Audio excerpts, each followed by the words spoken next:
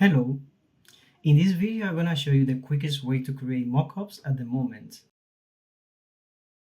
Let's start with images. You can either select one image from stock or create an AI one. In my case, I'm going to create an image using AI. The goal here is to generate assets that have solid color so we can place our design on top of them. In order to do that, I'm going to collect some references from Pinterest or Google, and I'm going to create a mood board with these images. Then I'm going to ask ChatGPT to create prompt based on the style of these images. And then I'm going to go to Midjourney with the prompts that I obtained from ChatGPT. And I'm going to also use the images that I collected as references to create the images that we're going to use as the base for our mockups. Soon I'm going to release a tutorial on how to create consistent images for a brand using Midjourney. So if you don't want to miss it, subscribe to this channel and like this video if you find it useful.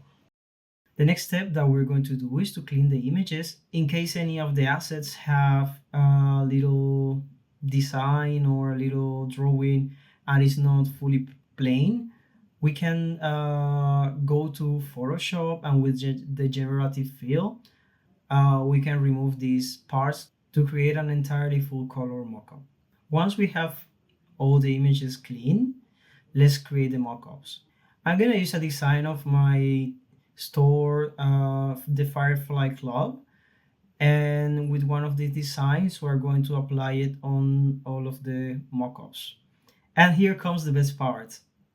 Adobe Illustrator has released a new function that allows you to place vector designs on top of images, and the algorithm detects what are the edges of the image, what is the volume of the image, and it adapts this design to it. Make sure to select the image and the vector together and then go to the menu bar, object, mockup, beta, because right now it is on beta function, but in the future it will be not, and then go to make. With this function, as you can see, you will be able to adapt the design to the volume of the image. You can rotate it, you can move it, and it will take the shape of the photography that has underneath.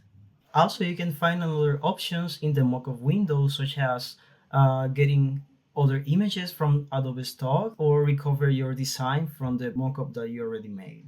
This is the final result of the designs applied. If you want to see more examples, again, you can go to the Firefly Club and check a lot of more products made with AI images in Midjourney. Let me know if this video was useful for you by liking it, and if you would like me to make another videos related to AI or design, let me know in the comments. Thank you so much.